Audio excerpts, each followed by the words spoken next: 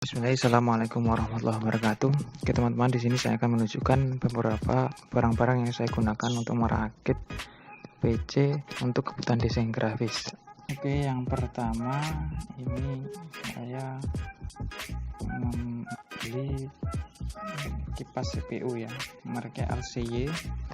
Ini saya beli harganya sekitar 90.000 di Shopee. Nah, ini sudah ada dudukannya. Kipasnya ini sudah diberikan dudukan untuk motherboard Intel maupun AMD. Jadi bisa dipasang di prosesor AMD ataupun Intel karena dibawakan itu dudukannya. Oke, yang kedua ini ada fan casing, kipas untuk casingnya dari Magic mereknya. Ini ukurannya 12 cm ya, nanti akan saya pasang di depan PC. Oke, oh ya, harganya itu tadi sekitar 39. Nah, yang ini adalah power supply-nya. Ini saya beli bekas, tapi masih worth it, masih bagus.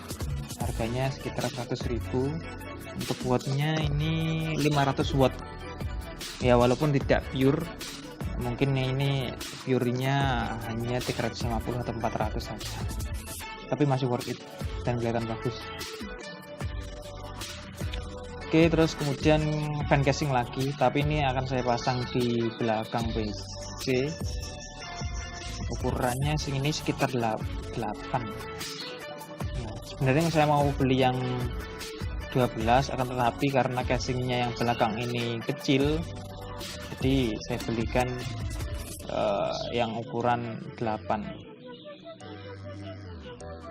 Ini warna biru dan sudah kasih kabel SATA, jadi tinggal menyambungkan di kabel SATA dari power supply-nya. Terus ini ada mouse. Untuk mouse-nya saya beli offline di Maju Hardware. Ini harganya sekitar 45.000. Ya, 45.000. Mereknya Robot. Ya, standar lah ya. Kalau merek Logitech itu terlalu mahal menurut saya, makanya saya beli yang Robot aja, standar. Untuk keyboardnya sebenarnya tidak perlu. Ini saya keyboardnya ini sebenarnya komputer lain, bukan komputer yang server yang saya rakit lebih banyak, tapi kita review juga. Untuk harganya sangat murah sekali, karena kita desain nggak perlu terlalu menggunakan keyboard, hanya biasanya untuk shortcut saja dan untuk menulis tipografinya. Ini harganya sekitar 35 juga di online. Oke, selanjutnya lampu RGB untuk memperindah tampilan PC saya. Saya belinya 3 meter, per meternya harganya 15.000 di online, karena ini lebih hemat daripada RGB yang asli. Cuma kita agak kerepotan untuk memasangnya, tapi mudah, banyak tutorial di internet. Karena ini sama-sama 2 volt, label SATA juga 2 volt, kita ambil min plusnya saja. Oke, kemudian ada SSD. Ini SSD untuk penyimpanan sistem Windows-nya saja. Tapi untuk data-data lokal, data-data umumnya, saya pakai harddisk yang biasa. Ini ADATA dengan tipe SU650, kapasitinya 120 GB, cukup ya untuk sistem Windows. Oke, nah di sini saya membuat video ala kadarnya ya. Ini hanya dokumentasi. Jadi ketika ini saya memasang fan CPU, kemudian fan casing, kemudian power supply-nya, kemudian lampu RGB-nya. Nah, ketika proses pemasangan itu memang yang paling rumit menurut saya, pemasangan di lampu RGB-nya, karena ini sebenarnya lampunya bukan disetting untuk PC tapi disetting untuk lampu back panel dan ada controllernya. Nah, controller ini fungsinya untuk bisa merubah warna-warna lampu LED RGB tadi. Nah, saya belinya pun di online itu bukan dengan kata kuncinya LED RGB, tapi setelah saya cari-cari ternyata itu ada namanya LED 5050. Nah, di situ akan muncul LED yang saya tunjukkan tadi. Kenapa kok LED yang biasa? Kalau LED biasa ya nanti hitungannya itu nanti masuk LED PC, biasanya akan lebih mahal. Ini saya dapatnya LED ini hanya sekitar 15.000 per meternya. Jadi kalau saya di sini merakit 3 komputer, tapi saya utamakan di satu server. 3 komputer ini butuh sekitar 3 meter lampu RGB untuk memperindah tampilan PC-nya.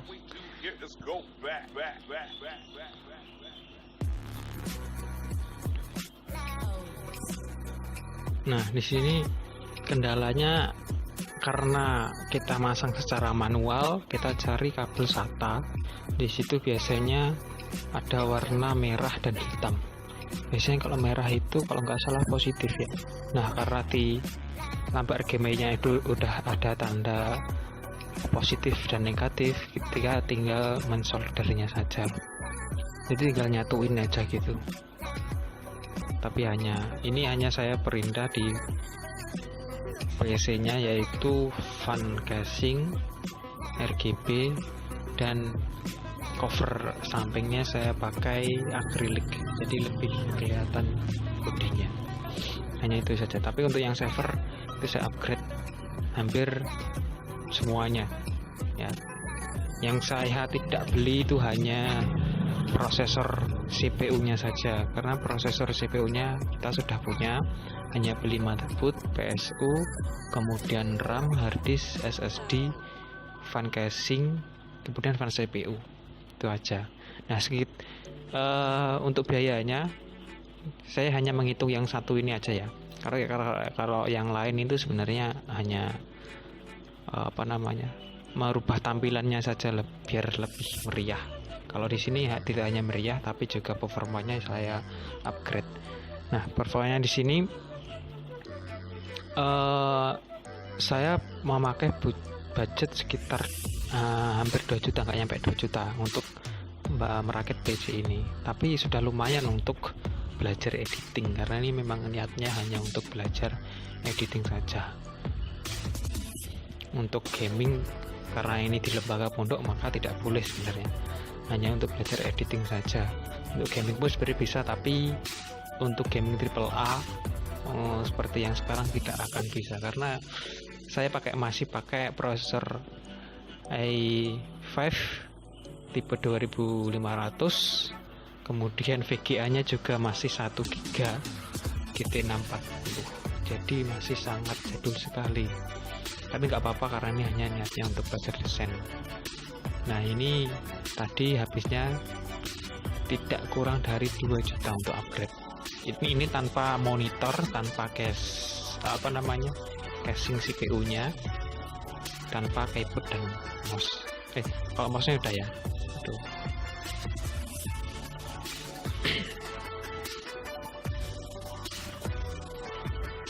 Nah, teman-teman perlu perhatikan bahwa ketika kita membeli VGA card itu tidak semua motherboard dan CPU mungkin ya. Kalau saya lebih berpendapat motherboardnya, karena saya pernah ketika nyoba, saya beli VGA card-nya itu milik AMD, saya lupa tipe berapa. Ketika saya coba di komputer yang saya rakit yang utama ini, itu tidak bisa display. Tapi kalau saya pasang di komputer yang lain, itu bisa muncul. Nah, itu herannya saya. Akhirnya saya kembalikan ke penjualnya, lalu alhamdulillah penjualnya mau menukar dengan yang cocok. Karena saya pas mengembalikan itu saya juga bawa motherboard dan prosesornya agar bisa dites, karena mungkin ada settingan tertentu biar displaynya muncul. Ternyata memang kata penjual tidak cocok, jadi saya kembalikan dan alhamdulillah dituker tanpa ada tambahan, tapi speknya sama-sama 1 GB, yaitu tadi yang sudah saya sebut, pakai Nvidia GT 640 gitu.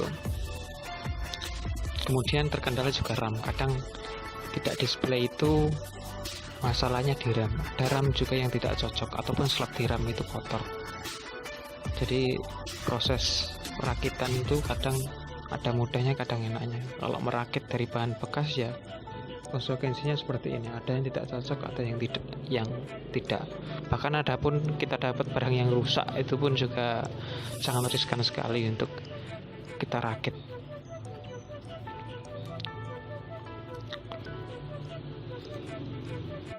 Oke,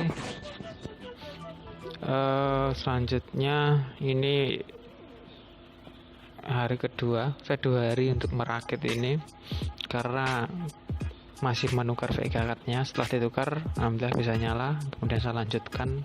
Yang terakhir adalah pasang tutup akrilik.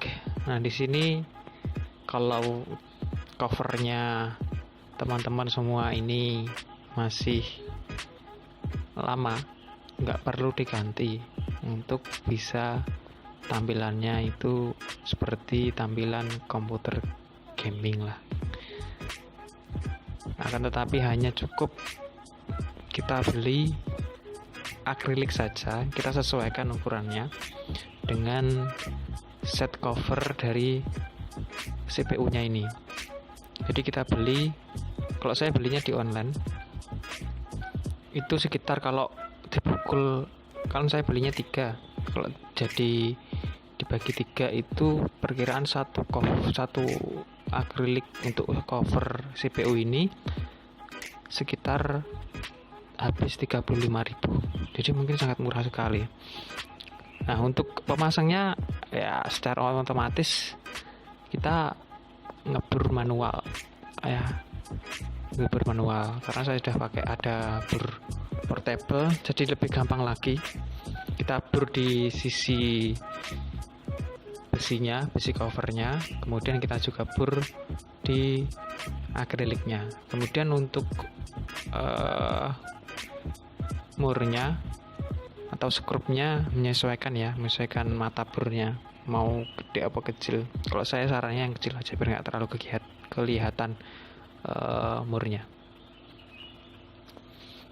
Nggak terlalu banyak masalah ketika pemasangan ini, dan ini proses yang paling suka karena sudah display, sudah bisa, kita tinggal pasang cover.